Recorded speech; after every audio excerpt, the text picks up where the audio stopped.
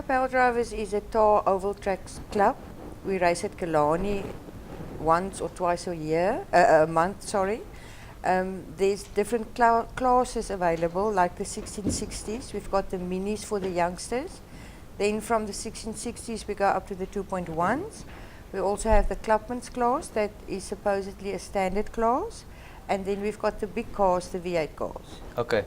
Donna, where do you compete in all of this? Well, 1660 class. Okay, why is it called the 1660? Explain. Well, it's basically 16cc engines. Okay. Where obviously we modify them, whatever, and see what peak power we can get out of them to obviously compete and try and get to the front of the pack. And you run normal petrol? What kind of petrol are you running? No, 90% of the cars run on methanol. Okay. Obviously, with the methanol, you can go higher compression ratio and things like that, which the fuel burns faster. And more expensive, I'm sure. Yeah, methanol is actually a little bit cheaper than the petrol we ride on the streets today. Oh, so, is it? Yeah. Okay. Hilda, how often does the competition happen? Normally, as I said, once or twice a month. Okay. It's on a Saturday. We have a practice on the Thursday before the event. Then we start, the gates open at 2 and we start at 5. And we do 3 heats and a final per class. We try our best to have a side show with every event. This Saturday we'll have some drifting there. And we will also have some cars, the Lexus class from one of the other neighbouring clubs will come and join us there. Okay, so there's more than just one club that does this? Yes, there are. There's the others are in the Cape area, it's the gravel classes, Okay. the gravel clubs. There's at Tygerberg this one, and then the Klein Plaas one on Mostert. Okay. Don, do you ride gravel as well, or you not brave enough? Well, to be honest with you, when I first bought the car, I went to the gravel first, actually go test the Okay. car and see what it was, because it came from the gravel. Yeah. And I enjoyed myself and whatever, but I've always wanted to race on the tar. So tar's a lot faster and there's a lot of action. Like I say, racing is very, very close to each other on the tar. But gravel's always, we always do travel around and whatever and go racing Worcester, sometimes in Tygerberg as well, and then we go up to Bedarstop as well. Okay. In the old days at Goodwood, it used to be bump and grind, like knock everybody. Does that still happen or not really? Because that's the perception people have of stock car racing. It's just supposed to be a non-contact sport. Okay. But there is contact. Rubbing is racing. Without rubbing, there's no racing. So look, all the classes are actually very, very competitive. There is the bumping, there is the pushing, obviously to a certain extent, to obviously keep it safe for drivers as well. But there is, after every race, sometimes in the pits we grinding and panel beating on cars to get out for the next race, and everything. So there definitely is a lot of action-packed bumping and things like that. And that's what makes it exciting, I'm suppose. That's part of the sport. It makes it, that puts, how can I say, the urge in wanting to race more. It gives you more urge to want to ride. Okay, take us through one heat. What's it like from coming out of the pits? Look, I'll be honest with you, sitting in the pits is the most nervous part of all. Yeah. You're sitting there, you don't know what to expect. You go out, you know where you're pulling, you know where you're standing on the grid, whether you drew for the first race, either pole position or in the middle of the pack or at the back. But let's say, for instance, you pull either pole position or you're in the middle of the pack, it's nervous. You've got a lot of fast guys behind you. But I would say the most adrenaline is through the first corner. You've got 20 cars, if you pole, you've got 20 cars behind you. Best way to describe it is like in a tumble dry in the first corner, because you've got everybody fighting for that first position. For sure. So it goes on, but the action stays. You're under pressure the whole race. There's not once that you're actually riding away. The cars are very competitive, so you're all on top of each other all the time.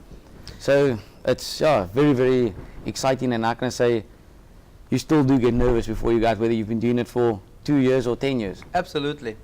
Let's check the clip out and see what stock car racing is really about. Getting in ready, silencers are running up against the Queen 9 car as they come out of the corners into the turn to two as the D'Souza tries to close the line off there on a red bulldog running funny, running towards the outside with 80 up on the inside his brother off with his front Honda. He knows he's got the red bulldog. Abigail turns it sideways, Raku Daniel D'Souza really wake up on that one and make sure that make any contact whatsoever.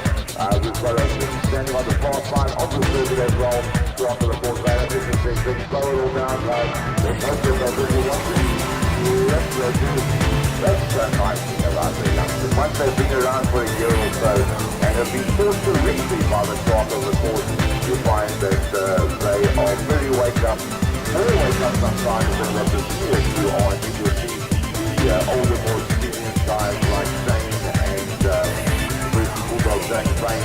You just sticking their hands out. I'm told to pick it up straight away, stuck his hand out the winner. If he goes around and throw down, they've got a full course together after.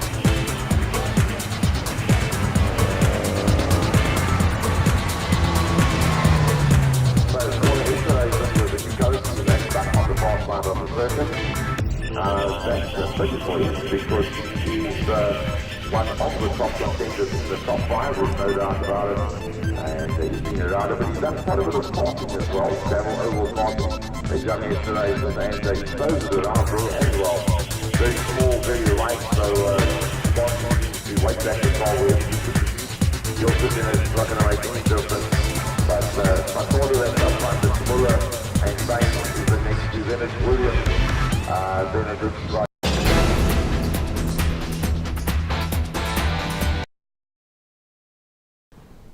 Welcome back. We saw the minis. Hilda, as you explained, the minis are for under 18s. Yes, they can start around about 9 years old and they stay there until they're 16, not 18. Okay. Then they need to move to the higher classes. But if you take one of the youngsters that started at 9, like Michaela, she started at 9, and she's initially, obviously she doesn't do that good, but as they go along, they really do get skilled up drivers. Yeah, I mean, at 9-year-old, who would have thought to be racing cars, let alone driving it?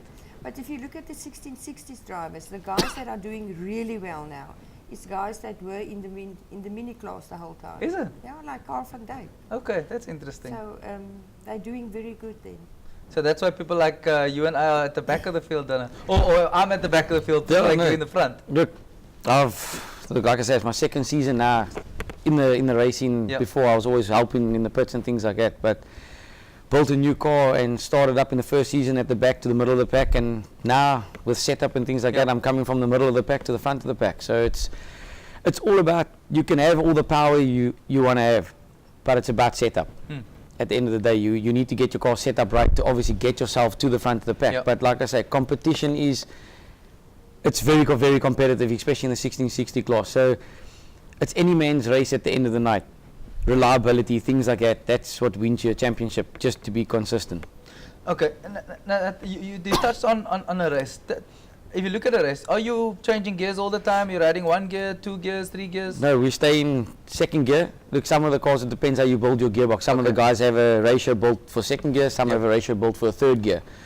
So we stay in 1 gear all the time. Obviously when we pull away it's first, and then second we have a rolling start, and then it's second gear all the way. So just accelerate, brake, Accelerate and brake, that's the whole time. And it sounds easy. Yeah. Believe me, it sounds easy. But put yourself in the seat and go ride. That's when you actually discover how difficult it actually is. And mirrors, do you use mirrors? Do you have mirrors? We got one rearview mirror in the car. Some guys don't like to have mirrors, some do. But yeah, you do have one mirror in the car if you want a mirror. Otherwise, there's no side mirrors on the car. Do you even have time to look at the mirrors? The question. Not really. So what's the point of having it? Just for you know, there can be that instance where they say a race is stopped and stuff like that, and you need to brake suddenly. You need to obviously look behind you if there is another car, so you can swerve out the way to obviously stop a pile up. Yeah. But other than that, you don't really get time to look at the mirror. There is some drivers that will look in the mirror and they'll see when you're behind them and they'll move in front of you or something like that. But otherwise you don't really use the mirror. Okay.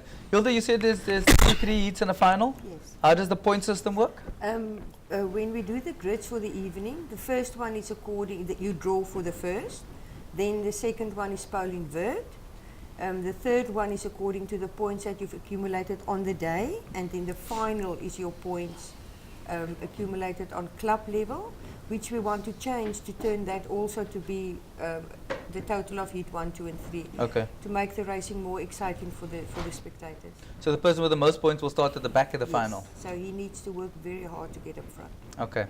Let's check out some more action that happened at the last race in Cape Hall Drivers. Let's check it out.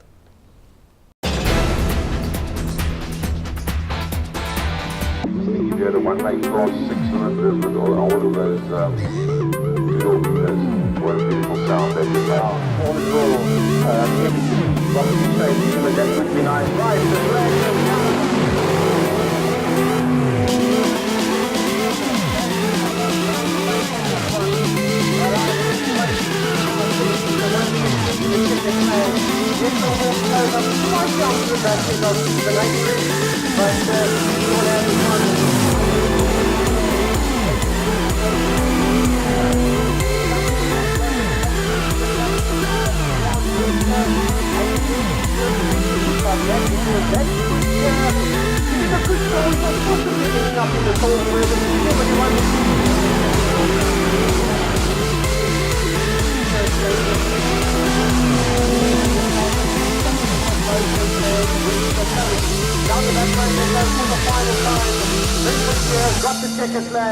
as they exit the corner.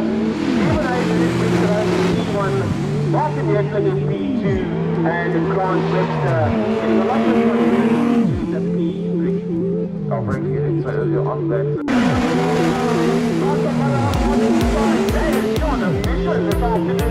And they exit the corner. On the inside, and Ross running, getting ever closer to the three of them.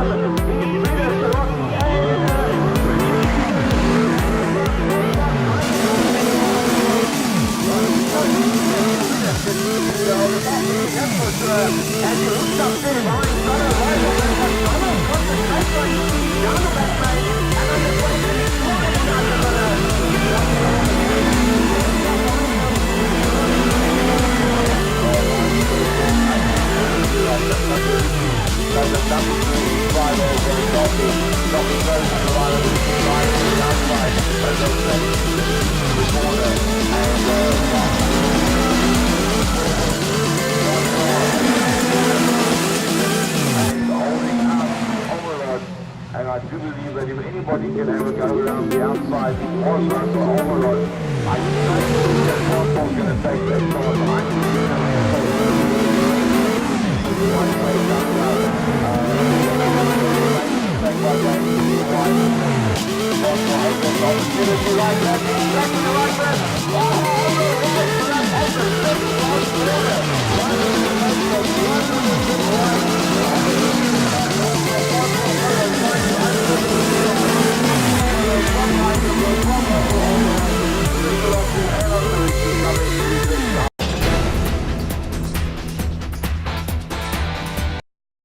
This is Sports Federation TV. We just saw some exciting 2.1 action happening at Killarney.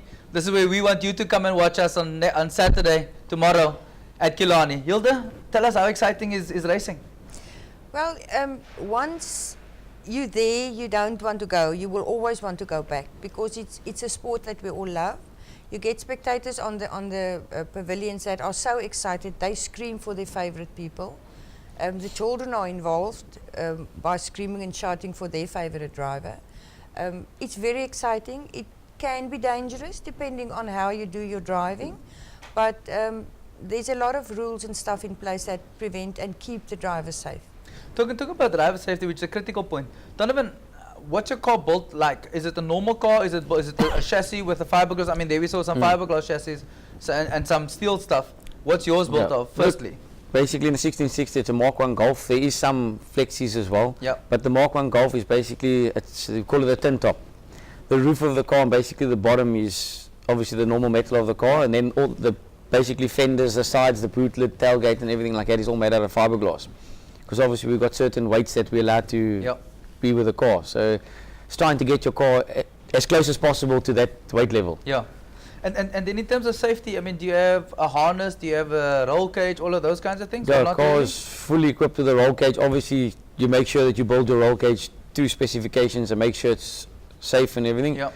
Then you either get a 4-point or a 5-point harness as well that you strap yourself in, and believe me, you can roll the car, you're not coming out of the seat. Yep. And then obviously your neck brace, helmet, your fireproof race suit, everything. So you're very well protected in the car.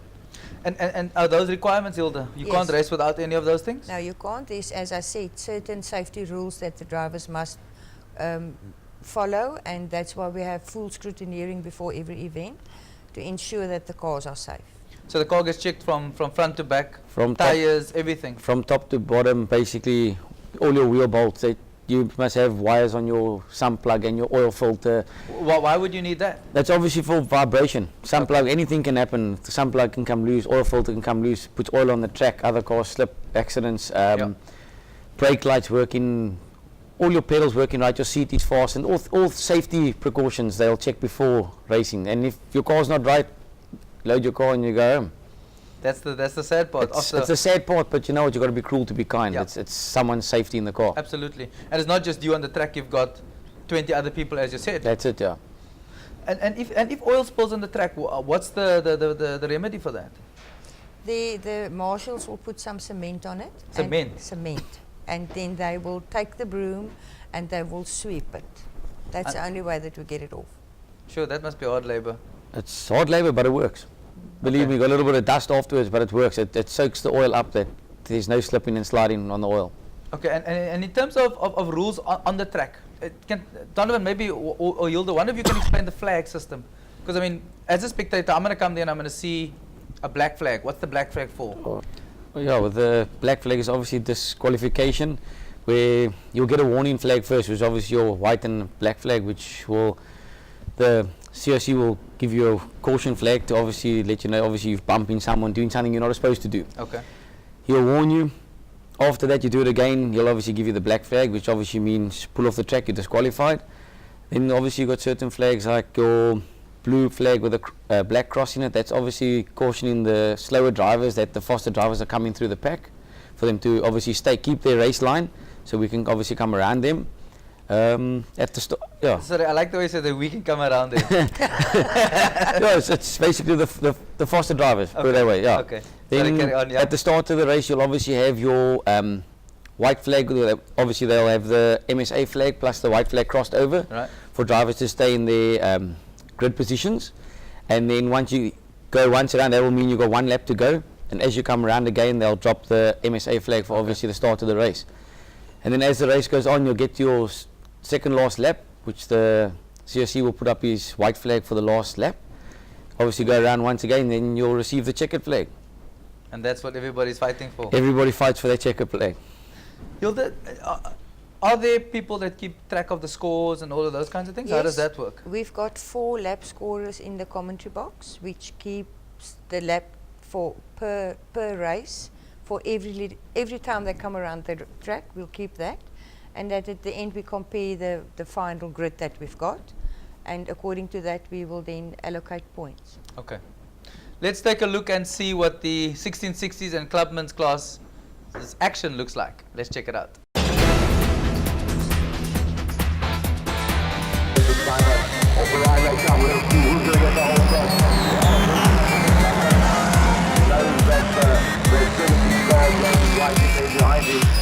Picked up a lot of points at the first of his look of low, right in there with that 17 car, doing a beautiful run as they go into turn 2. He takes the whole front test to help him a hell of a lot, because it's going to take a while for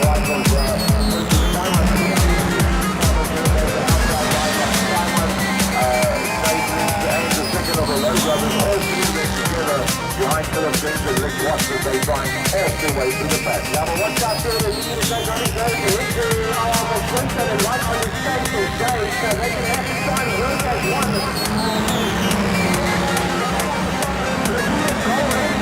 He's a pin on Clinton and it's got his nose in there.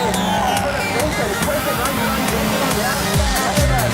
Takes the thick end of the field. He's the big turn. He's head of the runner. He's down in the end of the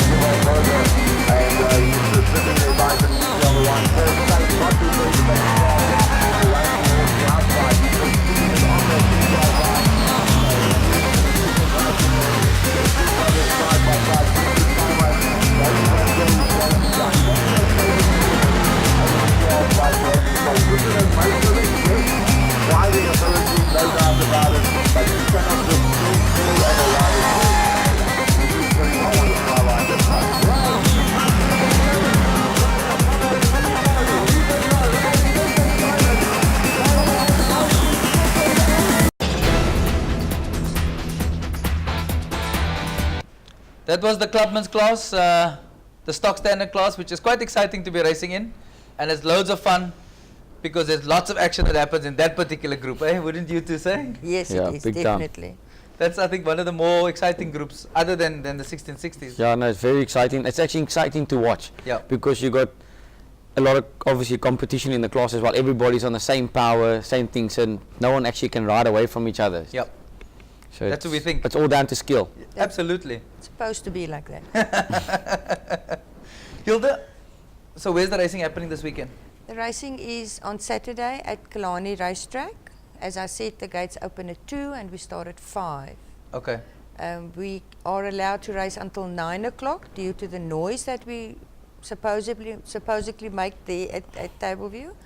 But I just want to tell the viewers out there that we're having a spectators race on Saturday as well. And what's the prize money for the spectators race? Depending on the money that we get from the sponsors, but it's normally R1,000 Okay. for the first prize. And any driver can come and drive any car. Obviously, you're not supposed to consume any alcohol before you get there. And you ride your own car? You drive your own Road car, license car. road license car. No previous stock car drivers are allowed to take part. Okay. Must be your road car, yes. Okay. What's the entry fee? At the gate, it's 50 Rand for adults and 20 Rand for people older than 16, I think, yes. Okay. Is it a family-orientated venue? Can people come by, bring their chop and top and their XYZ? Yeah, no, definitely. You can bring your braai, your drink, everything. Obviously, consume just enough so no one gets rowdy. But Yes. you know, it's all good, clean fun. Everybody enjoys themselves. The kids as well. In the interval as well, there's little hampers that go out to all the little kiddies they bring the program down to the center of the track. They all go onto the track, and then they all get a little packet of sweets and everything for the little kiddies. So it's a family affair. It's good fun for everybody. And that's what it's about. That's the main thing. Bring your family down, Yep. aunties and uncles, brothers and sisters, your kids, husband, wife, and you can all have good fun. Absolutely. Guys, the KBL drivers have offered 5 double tickets for adults and 5 junior tickets. All you need to do is SMS where the event will be to what number, Hilda? 07 22 83 53 99. Just repeat it again. 07 22 83 53 99. Send your SMSs now. You could still get tickets between now and 2 o'clock when the event happens. Hilda and Donovan, thank you for your time. Thanks very much for having us here. Yes, thanks for having us here. You're welcome. We look forward to some good racing tomorrow morning. We'll come and watch and see some good action. Yeah, believe me, you won't be sorry. Good, good. Let's take a short ad break, and when we come back, we'll catch up with Community Diary. See you now.